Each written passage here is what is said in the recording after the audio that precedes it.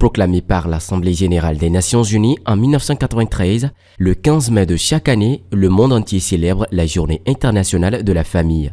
Une occasion pour les gouvernements, les organisations internationales, les communautés et les individus de réfléchir à l'importance de l'unité familiale et de promouvoir une meilleure compréhension de la dynamique familiale. Le thème de cette année se concentre sur le rôle de la famille et des politiques familiales dans la promotion de l'éducation et le bien-être général de leurs membres.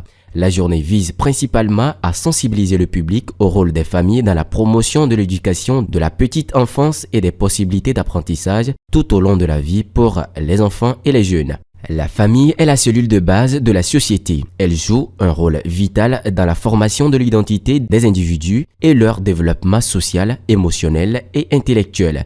Une famille unie peut offrir un environnement sécurisant et favorable à l'épanouissement des individus. La famille est également un lieu de transmission des valeurs et des traditions culturelles de génération en génération. La Journée internationale de la famille est une occasion de célébrer l'importance de l'unité familiale et de promouvoir une utilisation responsable des technologies au sein de la famille. Il est essentiel que les gouvernements, les organisations et les individus travaillent ensemble pour renforcer la dynamique familiale et de garantir un environnement sain et sécurisé pour tous les membres de la famille.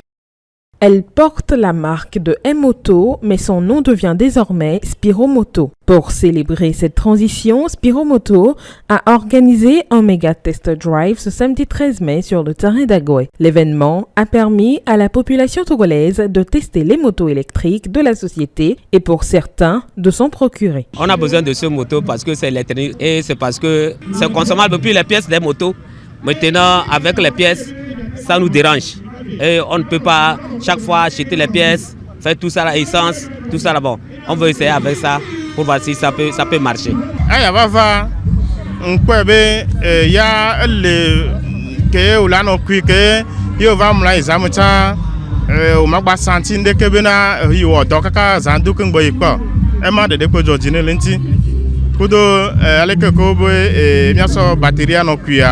Cette initiative a été très appréciée par les participants qui ont été séduits par les performances des motos électriques de Spiromoto. L'entreprise a ainsi pu gagner de nouveaux clients et renforcer sa position sur le marché togolais. Spiromoto est un engin sans nuisance sonore et à zéro pollution. Comme tout autre engin, il peut être source d'accidents de la circulation si le code de la route n'est pas respecté par le conducteur. Pour ceux qui viennent de prendre ces nouvelles motos, je leur demanderai de faire extrêmement attention sur la route. Parce que c'est des motos électriques qui ne font pas de bruit. Justement, les motos qui font du bruit passent et causent des accidents. C'est parce que les gens ne les attendaient pas venir. Mais actuellement, nous avons des motos électriques sans bruit. Donc moi, je leur demande de savoir conduire en toute sécurité sur la route pour éviter des accidents. Autrefois M-Moto, Spiromoto reflète l'engagement de la société envers l'innovation et se positionne ainsi comme un acteur clé de la transition énergétique au Togo en proposant des solutions de mobilité écologique et abordables. Ce projet a reçu une bonne adhésion de la part de cette couche des Emidioman et nous sommes aujourd'hui à plus de 1000 usagers. Alors nous avons voulu quand même marquer le coup maintenant, histoire de permettre à plus de conducteurs de tester la moto pour vraiment découvrir et confirmer les arguments marketing que nous passons jusqu'alors à travers notre réseau de vente uniquement. Le programme MBT a deux volets. Le volet où le conducteur a une moto qu'il veut bien, une moto thermique qu'il veut bien changer contre une moto électrique, ceux qui veulent quand même essayer l'électrique sans avoir à donner une moto ou parce qu'ils n'en ont pas. Le second volet, le dernier volet, consistera à nous mettre en partenariat avec des mésofinances de la place pour aider ces populations-là. Spiromoto est spécialisé dans la fabrication et la commercialisation des véhicules électriques au Togo et au Bénin. Avec ses deux gammes nommées Chap-Chap et Commando, sa stratégie est orientée vers l'entrepreneuriat et le développement durable. La 33e session extraordinaire du comité interparlementaire de l'Union économique et monétaire ouest-africaine s'est achevée ce vendredi 8 mai à l'hôtel du 2 février à Lomé. L'objectif principal de cette session était l'examen du budget programme et la transition fiscale. Les échanges ont permis aux délégations membres d'apprécier l'état d'avancement du processus d'intégration régionale dans le domaine de la modernisation de la gestion des finances publiques. C'est pour moi le lieu de souligner que les échanges enrichissants et les éclaircissements apportés sur certaines procédures du budget programme et de la transition fiscale ont été d'un grand apport pour les représentants du peuple que nous sommes. En votre nom, j'exhorte la Commission de l'IMOA et tous les acteurs nationaux impliqués dans la mise en œuvre du budget programme et de la transition fiscale à poursuivre leurs efforts en vue de parvenir à la transformation qualitative des économies des États membres, une des conditions du développement socio-économique de notre Union. De plus, les travaux ont pavé la voie pour la tenue de la prochaine échéance publique de l'année 2023 à Cotonou, qui portera sur la généralisation et l'harmonisation de la carte d'identité biométrique de la CEDEAO à l'ensemble des États membres. Je sollicite chaque délégation pays du CIP d'appuyer le secrétariat permanent du CIP dans l'identification précise des services nationaux de leur pays chargés de l'établissement de la carte d'identité nationale et du passeport, ainsi que leurs autorités de tutelle respectives en vue de faciliter l'organisation de cette importante activité novatrice du CIP. Une lecture de motion est également effectuée à la fin des travaux afin d'exprimer la gratitude du comité interparlementaire envers le peuple togolais dans son ensemble, ainsi qu'envers la présidente de l'Assemblée nationale pour la réussite de cette 33e session intertogolaise.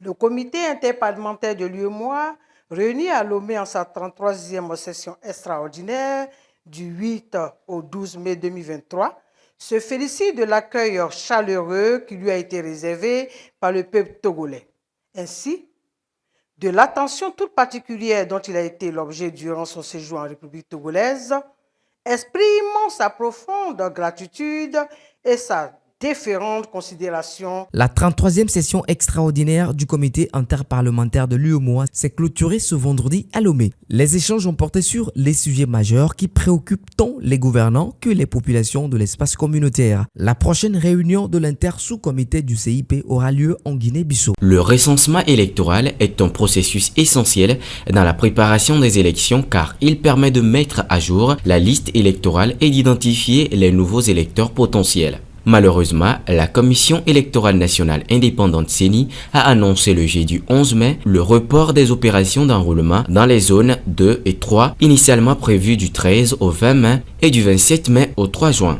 Cette décision de report a été prise pour des décisions logistiques et organisationnelles afin de garantir un recensement électoral juste et transparent pour tous les citoyens. La CENI s'est excusée auprès des populations et des agents électoraux pour les désagréments constatés pour ce report, mais a assuré que les nouvelles dates seront communiquées ultérieurement. Le recensement dans la zone 1 s'est déroulé avec succès et une forte mobilisation des populations a été constatée.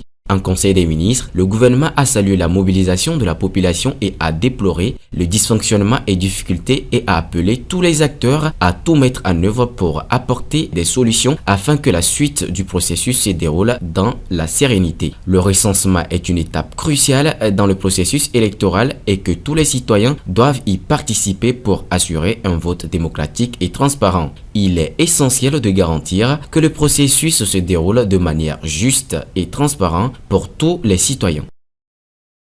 Les députés de l'Assemblée législative de transition se sont réunis le vendredi afin d'examiner le projet de loi visant à prolonger la durée de l'état d'urgence au Burkina Faso. La séance plénière a été rendue par le président de l'Assemblée législative de transition, le Dr Ousmane Bongouma. L'ensemble des 69 députés votants du jour, convaincus de la nécessité de cette requête du gouvernement, ont adopté ce projet de loi. L'état d'urgence est donc prorogé de 6 mois dans 22 provinces de 8 régions du pays. Le choix des régions et des provinces à placer sous l'état d'urgence tient compte de l'évolution du niveau de la menace sécuritaire selon le gouvernement. Depuis 2015, le Burkina Faso fait face à des défis sécuritaires et humanitaires en raison des attaques anticipées par des groupes armés terroristes. Afin de mettre en place des mesures efficaces pour contrer ce phénomène, le Burkina Faso a adopté une loi en 2019 réglementant l'état de siège et l'état d'urgence.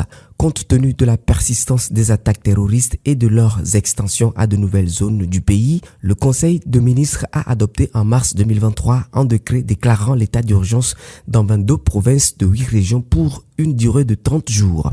Ce décret est entré en vigueur le 30 mars 2023 dans les zones concernées et a maintenant expiré. L'état d'urgence est un régime exceptionnel qui offre des pouvoirs exceptionnels aux autorités pour prendre des mesures de sécurité pouvant limiter les libertés publiques.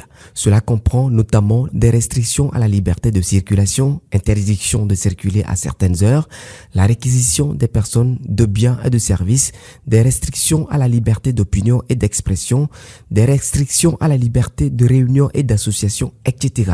Selon le ministre de la Justice, Bibata Nibie Ouedraogo, la durée de l'état d'urgence était relativement courte et pas assez pour le gouvernement de disposer d'un cadre juridique nécessaire pour mettre ses actions en œuvre face à la situation sécuritaire. Le gouvernement a tenu à rassurer les députés quant à la nécessité de prolonger l'état d'urgence. Il affirme que cela a contribué à entraîner des résultats déjà obtenus et à réduire, voire supprimer, les effets des attaques terroristes. Le gouvernement a également assuré aux parlementaires que l'accès aux centres de santé et aux services médicaux était déjà pris en compte dans l'application de l'état d'urgence et que les autorisations de laisser-passer peuvent être données aux populations en cas de besoin.